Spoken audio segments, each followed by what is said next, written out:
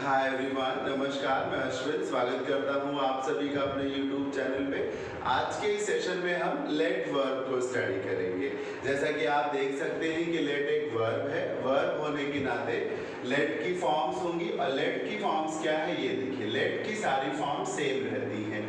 Late second form भी late है और थर्ड फॉर्म भी लेट है। वैसे तो लेट की आईएनजी फॉर्म की नीड नहीं पड़ती, पर अगर पड़े तो फिर आप उसे लेटिंग बोल सकते हैं, और अगर एसईएस फॉर्म को यूज करने की नीड पड़े तो वो लेट्स हो सकती है। कल का सेशन याद होगा आप सभी को, मैंने गेट वर्ब पढ़ाई थी और वहां भी मैंने गेट की पहले फॉर्म्स बताई थी, ठीक है। तो आज के सेशन में हम लेट पढ़ रहे हैं। लेट की ये सारी की सारी फॉर्म्स है, सारी फॉर्म सेम रहती है।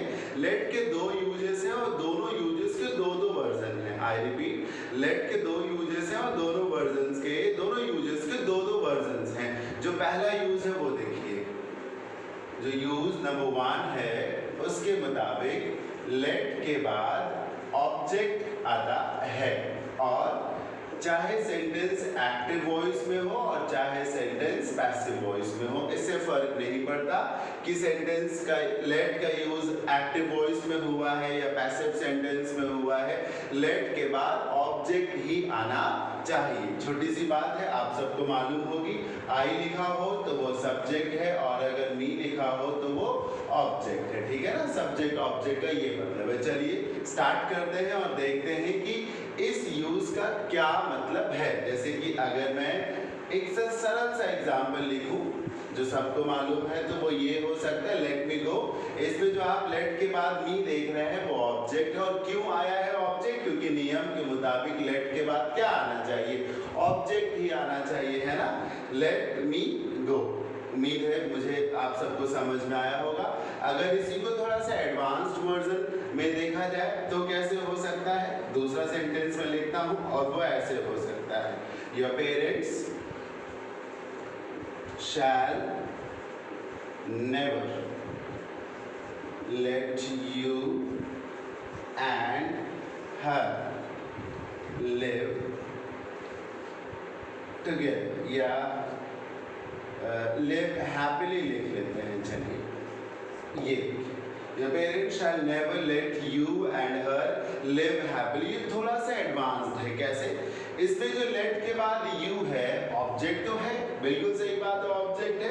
लेकिन यू के साथ होता क्या है कि यू को चाहे आप सब्जेक्ट में यूज करो चाहे आप ऑब्जेक्ट में यूज करो तो क्लियर नहीं होता कि यू क्या है, ऑब्जेक्ट है, ठीक है। जिसकी वजह से कई बार लोग यहाँ पर शी भी लगा सकते हैं। वो ये सोच सकते हैं कि ये जो एंड के पहले यू है ये ऑब्जेक्ट ना होकर सब्जेक्ट है। अब जब एंड के पहले सब्जेक्ट है तो एंड के बाद भी सब्जेक्ट होना चाहिए। एक और तर्क लोग देते हैं, जैसे कि लिव एक वर्ब है, नियम के मुताबिक वर्ब के पहले क्या आना चाहिए? सब्जेक्ट आना चाहिए। तो लिव चूंकि वर्ब है तो उसके पहले शी सब्जेक्ट को आना चाहिए। पर ये दोनों ही बातें भ्रमित करने वाली है और गलत है। फैक्ट ये है कि लेट के बाद जो यू है वो सब्जेक्ट नहीं है, क्या है? ऑब्जेक्ट है। और दूसरी बात, भले ही लिव वर्ब यहाँ पे यूज हुई है लेकिन इस पर असर लिव का नहीं बल्कि लेट का होगा। एंड के पहले ऑब्जेक्ट है, इसीलिए एंड के बाद भी क्या होना चाहिए? ऑब्जेक्ट होना चाहिए। और जहां पर आपने शी लिखा हुआ था या लिखा हुआ मिल सकता है वहां पर शी का ऑब्जेक्टिव फॉर्म यानी कि हर को ही यूज करना चाहिए, ठीक है। मैं एक और सेंटेंस लिखता हूं सर, जैसे let Neha and he do what they want to, ठीक है। इसे देखिए, let Neha and he do what they want to. आप चाहे इसे जितनी बार पढ़ें ये पढ़ने से नहीं समझ में आता है कि गलत है, हालांकि गलत है। रीजन क्या है कि यहाँ पर जो ही है वो हेम होगा, पर कंफ्यूजन कहाँ से शुरू होता है?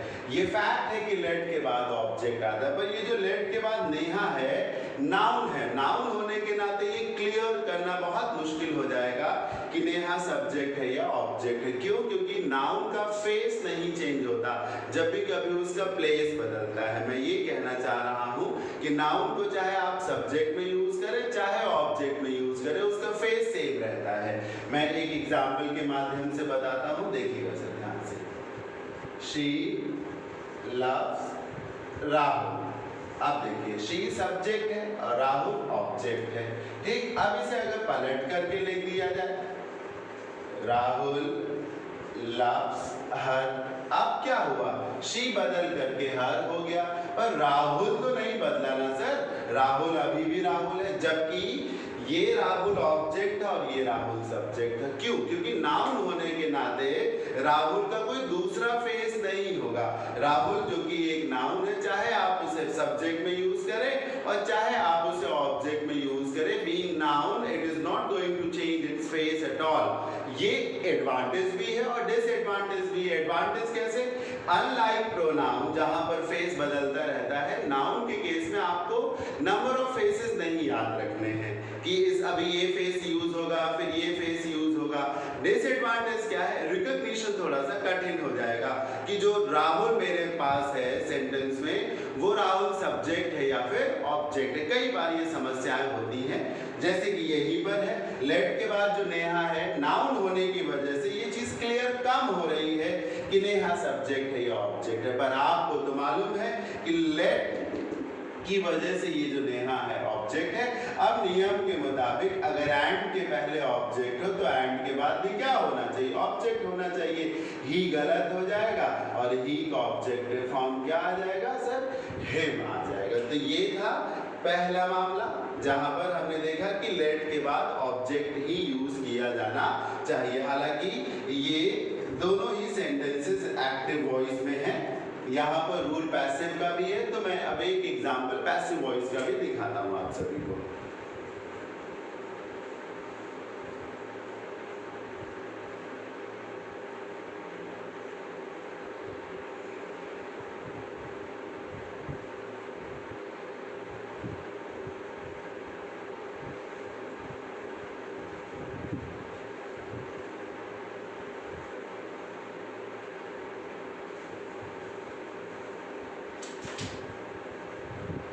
अब देखिए यूज नंबर 2 कहता है कि लेट के बाद बेयर इंफिनिटिव ही आना चाहिए। बेयर इंफिनिटिव का मतलब है वर्ब की फर्स्ट फॉर्म जिसके पहले टू ना लगा हो। इंफिनिटिव होता तो वर्ब की फर्स्ट फॉर्म के पहले टू लगता, पर चूंकि बेयर इंफिनिटिव है इसलिए वर्ब की फर्स्ट फॉर्म के पहले टू भी नहीं लगेगा। हाँ देखिए, जैसे फिर से वही एग्जांपल, लेट मी गो था, ये जो गो है सर ये बेयर इंफिनिटिव है, क्योंकि नियम के मुताबिक लेट के बाद क्या आना चाहिए? बेयर इंफिनिटिव आना चाहिए। अगर आपको नहीं लगता कि ये बेयर इंफिनिटिव है तो एक काम करिए, लेट की जगह अलाउ लिख करके देख लीजिए। अलाउ ही क्यों? क्योंकि लेट का मीनिंग होता है अनुमति देना और अलाउ का भी मीनिंग होता है अनुमति देना। जब मीनिंग सेम है तो रिप्लेस किया जा सकता है। अब लिखते हैं अलाउ मी। आप अपने आप से विचार करिए, क्या लेट मी गो में लेट के प्लेस पे जब अलाउ आएगा फिर मी लिखा जाएगा तो ये गो ही रहेगा, अलाउ मी गो, या फिर अलाउ मी टू गो हो जाएगा। आपको भी पढ़ के लगेगा कि अलाउ मी गो इनएप्रोप्रिएट है, allow me to go appropriate है। तो ये देखिए ये इंफिनिटिव है। आप गो को बेयर इंफिनिटिव भले ना माने पर टू गो को तो इंफिनिटिव जरूर मानेंगे ना। अब जब टू गो का टू हट के गो हो रहा है तो ये इंफिनिटिव ही तो है, यहाँ टू लगा यहाँ नहीं लगा। और ये टू गो किसकी वजह से हुआ? अलाउ की वजह से। तो हम कह सकते हैं कि ये गो किसकी वजह से है? लेट की वजह से है। लेट के बाद बेयर इंफिनिटिव आता है। ठीक है ना? उम्मीद है मेरी बात आपको समझ में आ रही होगी। अब देखिए एक और एग्जांपल लिख देते हैं, जैसे we shall never let injustice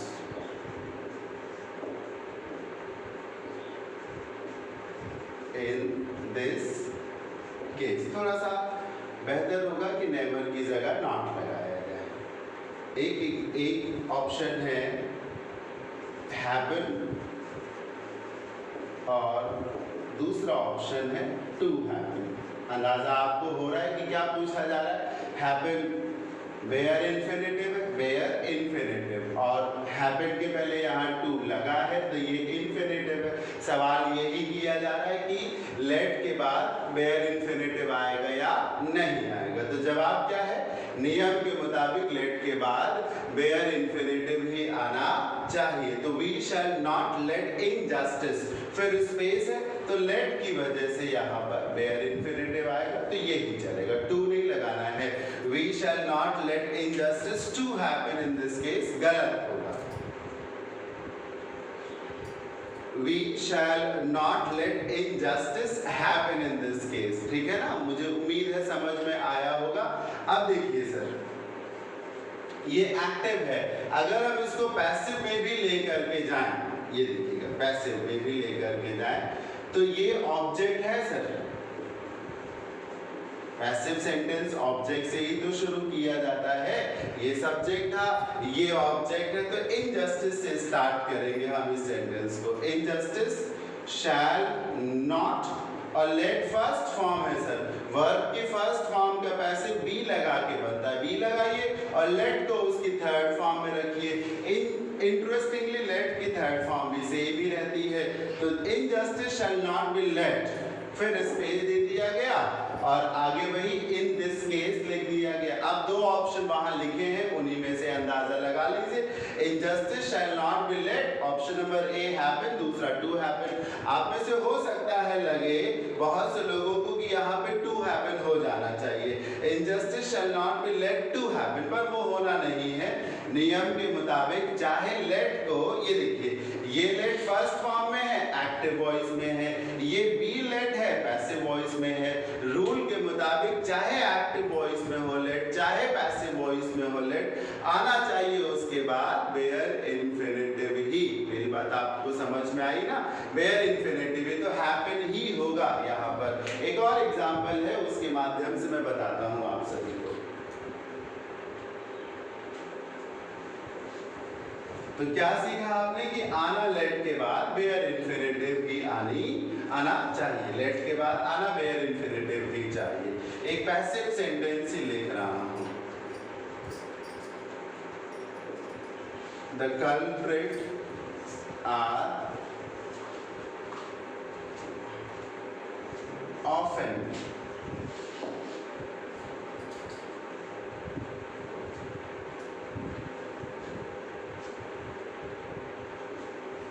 let